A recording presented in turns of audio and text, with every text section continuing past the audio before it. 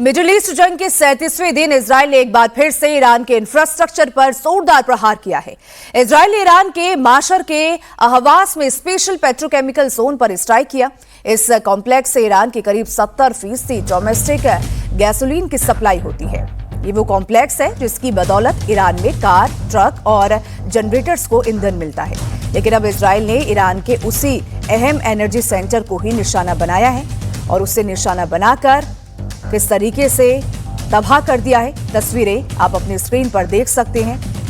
धुएं का गुबार उड़ता हुआ नजर आ रहा है इस पेट्रोकेमिकल साइट से।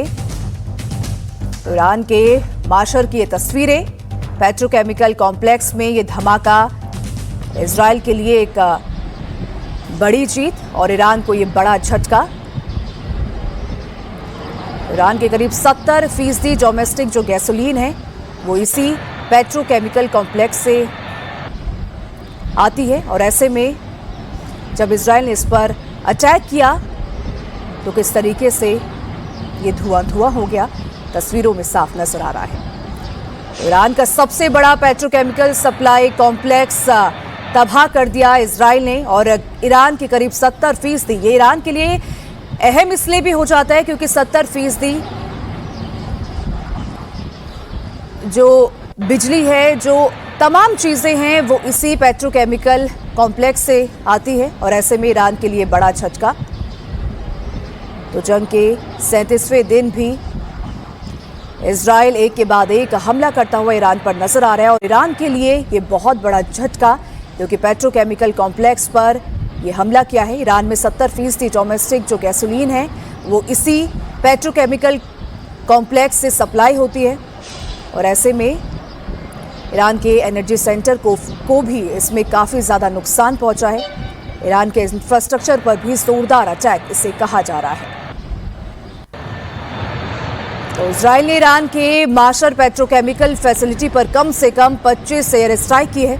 इजराइल ने इस कॉम्प्लेक्स के अंदर इमाम आमिर कबीर करून, डोंटगियान और फर्ज एनर्जी और मारून कॉम्प्लेक्स में बम बरसाए हैं।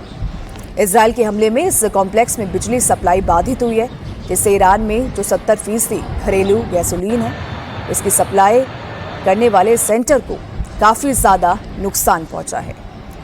3 तस्वीरों के जरिए आप देख सकते हैं किस तरीके से ईरान के सबसे बड़े पेट्रोकेमिकल कॉम्प्लेक्स को तबाह कर दिया गया इजराइल के द्वारा और करीब 25 एयर स्ट्राइक इस पर की गई और ईरान के एनर्जी इंफ्रास्ट्रक्चर को नुकसान पहुंचाया गया। तो ईरान की इंडस्ट्री पर किस तरीके से चोट इजराइल ने लगाई है इन तस्वीरों में देख सकते हैं। तो इजराइल ने ईरान के पेट्रो कॉम्प्लेक्स पर जो हमला किया है उसे लेकर इजरायली पीएम बेंजामिन नेतन्याहू का बयान भी सामने आ गया है। उन्होंने कहा है कि अमेरिकी सेना के साथ मिलकर उनकी सेना ने पहले ईरान के स्टील प्रोडक्शन की क्षमता को 70% तक नष्ट कर दिया और अब उसके पेट्रोकेमिकल प्लांट्स को भी निशाना बनाया है। नेतन्याहू ने यह भी कहा कि आईडीएफ ईरान को इसी तरह कुचलना जारी रखेगा।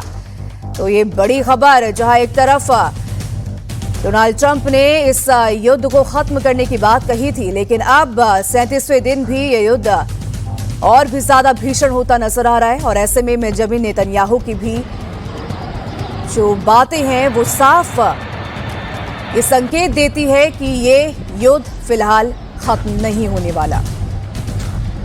बेंजामिन नेतन्याहू ने साफ कहा है कि ईरान के मिसाइल लॉन्चर को हमने उड़ाया है और आईडीएफ के हमले में बैलिस्टिक मिसाइल लॉन्चर तबाह हो गए हैं। इस लॉन्चर से इजराइल पर हो रहे थे लगातार हमले और आईडीएफ ने वीडियो भी जारी किया है, जो तस्वीरें आप अभी अपनी स्क्रीन पर देख रहे हैं।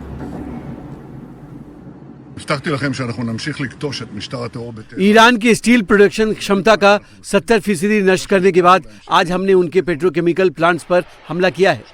हम उन्हें कुचलना जारी रखेंगे।